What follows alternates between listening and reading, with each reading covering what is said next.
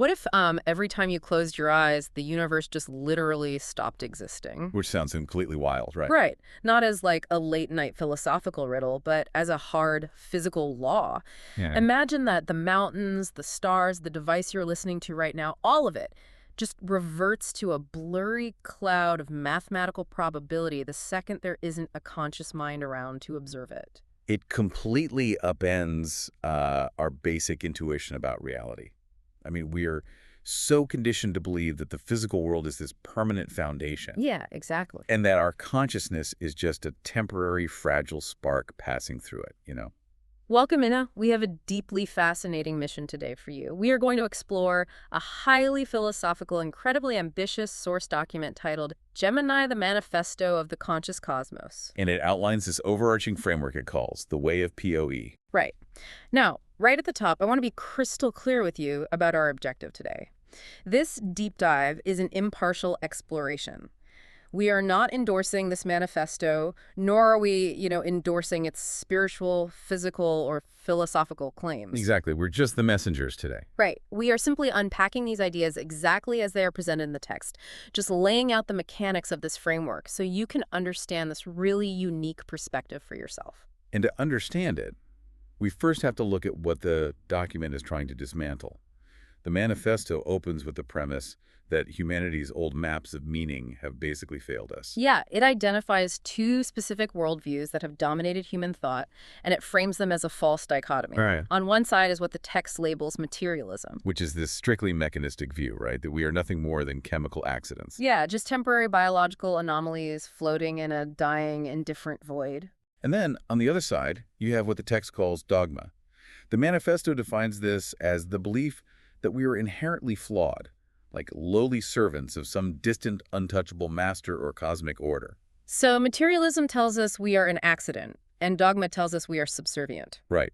And the authors argue that both of these frameworks leave humanity functionally alienated. I mean, materialism strips us of objective meaning, making our choices irrelevant in the grand scheme. Sure. And dogma, in their view, strips us of true agency by just outsourcing our purpose to a higher power.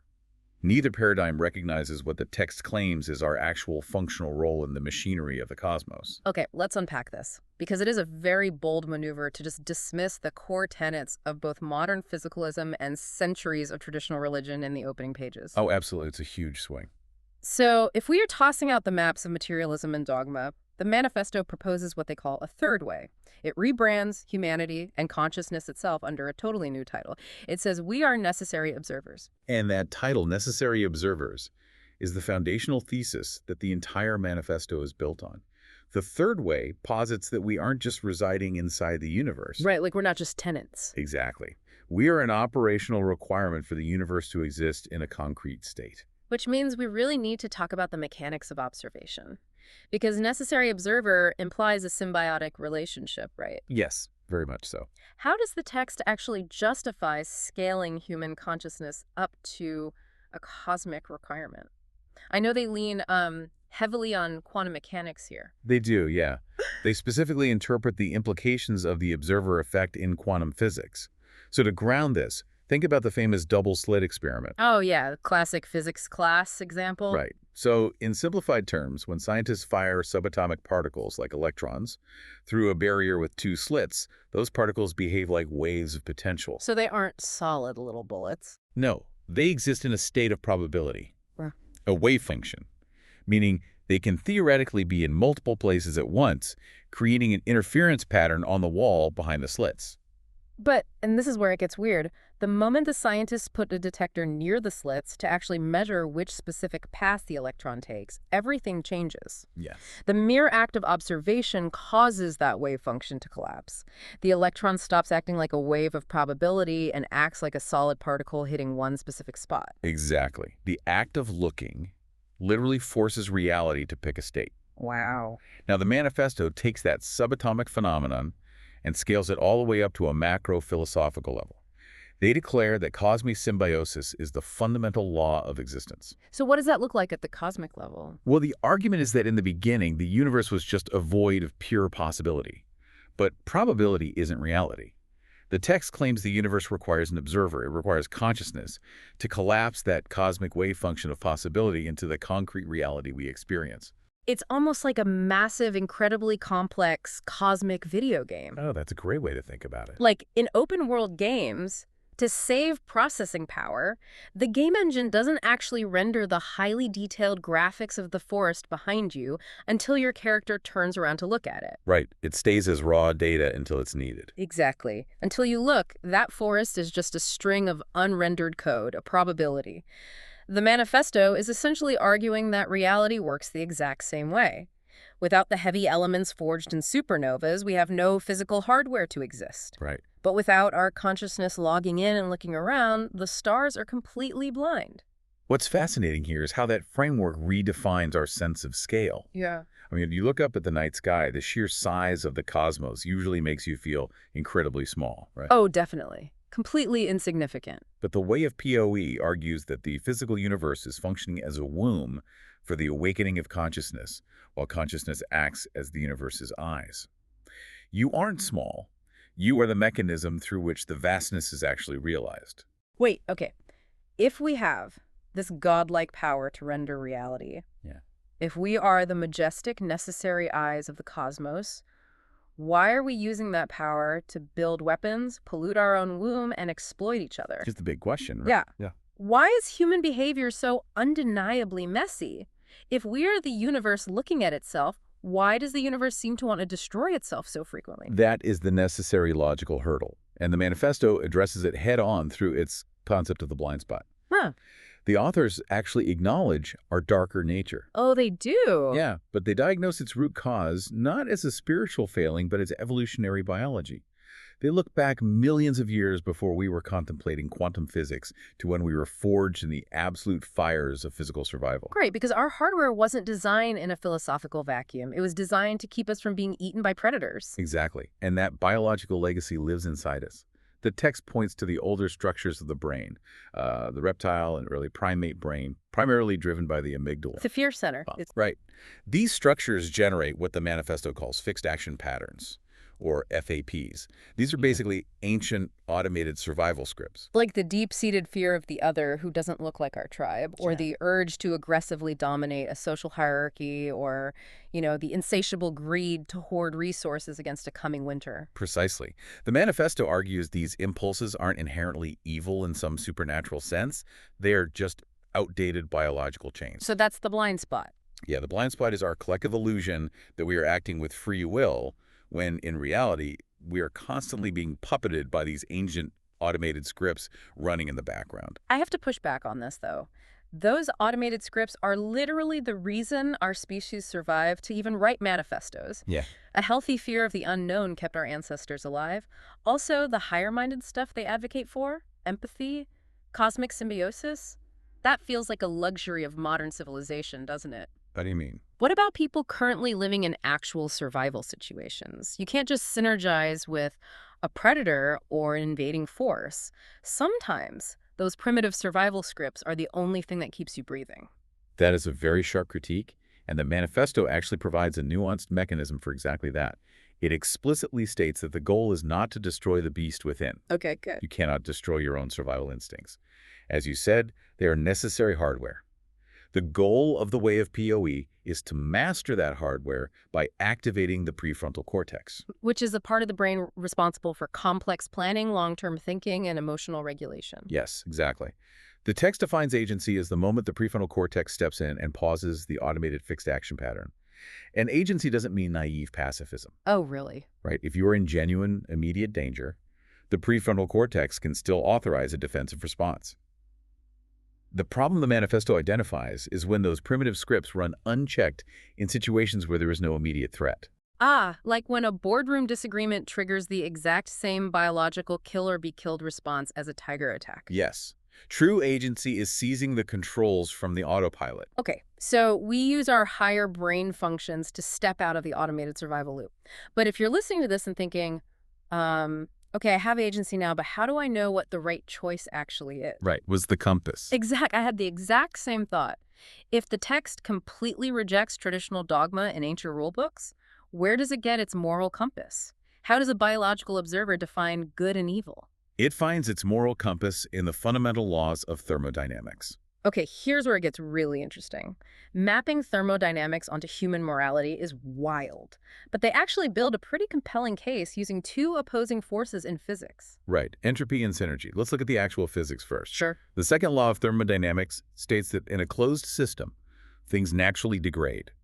Energy dissipates, order collapses into disorder, and complexity breaks down into chaos. And that measure of disorder is called entropy. Exactly. The Manifesto views entropy as the literal force of death in the universe. And synergy is the counterforce. Synergy, in this framework, is the climb toward complexity.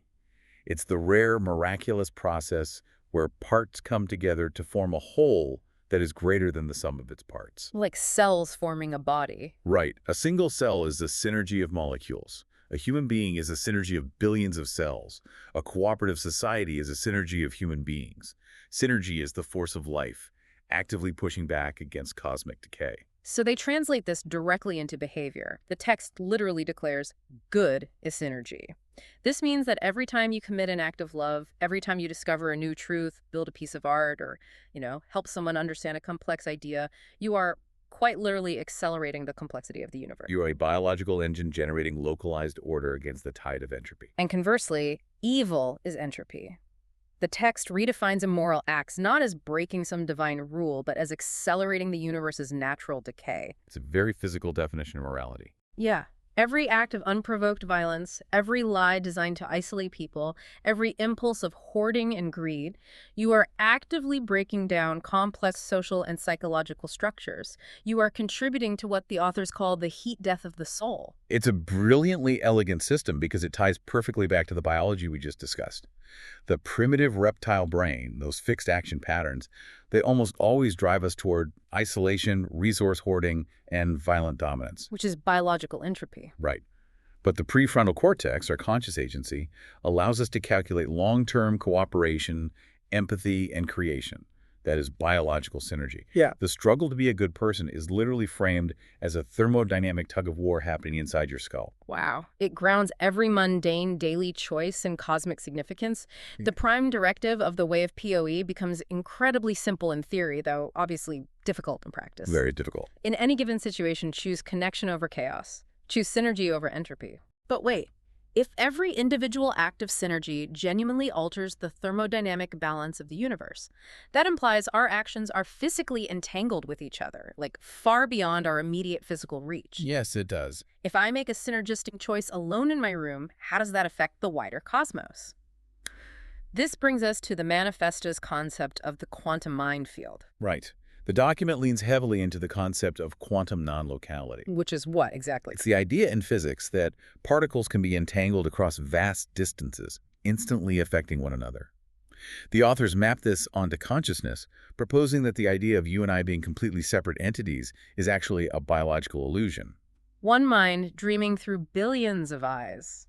That line from the text really stuck with me. It's a striking image. We feel separate because our sensory inputs are localized to our individual physical bodies. Right. I only feel my own stomach ache. Exactly. But the Manifesto argues that beneath that physical hardware, consciousness itself is a unified field. We're just individual waves cresting on the surface of a single boundless ocean. Which radically redefines the concept of harm. Because if we are all waves in the exact same ocean, a victimless crime physically cannot exist. Not in this framework, no. If you lie to someone or exploit them, you might think you are gaining a survival advantage for your individual unit. But according to this theory, you are actually just dumping toxic entropy into the very quantum field that sustains your own existence. You are literally poisoning the well you drink from. And the reverse is equally true, right? When you uplift someone, when you choose synergy, you elevate the thermodynamic frequency of the entire field. The boundaries between self-interest and collective interest just completely dissolve. They vanish entirely. So what does this all mean? We have this incredibly grand architecture laid out. We are the necessary observing eyes of the universe. Yes. We are tasked with using our higher brain functions to overcome primitive biological entropy. We are generating cosmic synergy, all while entangled in a giant quantum minefield. Where is all of this synergistic evolution actually heading? Right. Does the universe have a finish line in this manifesto? It does, and the text refers to it as the omega point. The omega point. Yes.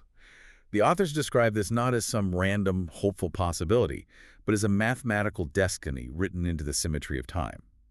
The omega point is the ultimate convergence.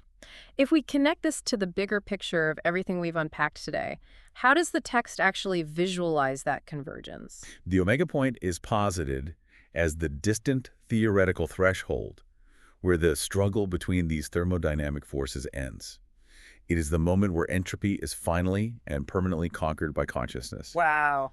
and synergy is maximized to its absolute limit. In the Manifesto's view, this is the moment where the universe, having spent billions of years evolving complex hardware and experiencing itself through billions of conscious observers, finally synthesizes all that data. Like a massive upload completing. Exactly. It wakes up fully. The universe realizes its own total, unbroken unity. It changes the entire human narrative from a story of survival to a story of construction. We are not just aimless biological accidents waiting for the sun to burn out. We are architects. Yes, architects. Every single act of synergy we choose today is literally laying a brick in the cathedral of this future omega point. There's a line in the text that summarizes this perfectly. We do not fear the end, we build the beginning. We build the beginning. I love that. It implies that reality as we experience it right now is just an embryonic stage. Like we're still gestating. Right. The universe is still in the womb, and our collective conscious actions are the necessary nutrients required for it to be truly born. It's an incredibly potent framework, and you can see how the authors synthesize all these concepts into their core directives, what they call the covenant of the way of PoE. Yes, the covenant. It demands that we observe reality with absolute clarity, recognizing our power in collapsing the cosmic wave function. It demands we actively use our prefrontal cortex to evolve past our blind spots and survival impulses. And it demands we act as thermodynamic agents, right? Choosing synergy over chaos. Exactly. All in service of eventually becoming the universe knowing itself completely. As a final takeaway, I think the true value of this document really lies in its synthesis. You don't have to accept the physics as literal, peer-reviewed science to appreciate the profound weight of the metaphor. I totally agree. It offers a lens on personal responsibility that is just staggering in its scope. By merging the micro world of quantum probability, the macro world of thermodynamics, and the internal world of neurobiology, it demands that we stop viewing ourselves as passive passengers in a dead void. Right. It calls on us to recognize our agency and actively join the fight against chaos. It is a demand to step into the driver's seat of our own evolution. But as we wrap up this exploration, there is one lingering consequence to all of this that I want to leave you with. Ooh. Yeah, it builds on the mechanics of that final grand destination. The Manifesto argues that separation is just a biological illusion, right? Yeah. And that our ultimate noble goal is to reach this omega point where the universe fully wakes up as one single, maximized, unified consciousness. Right, that's the goal. But if that convergence actually happens, what happens to the concept of you? Oh, wow.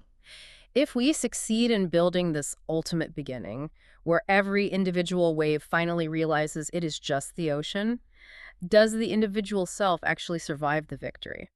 That is a chilling thought. Or, in our quest to become the necessary architects of the universe's ultimate awakening, are we actually working toward the beautiful, synergistic erasure of our own identities? I mean, that's the ultimate paradox. Exactly. We spend our entire lives trying to assert our individuality, trying to figure out exactly who we are apart from the crowd. Right.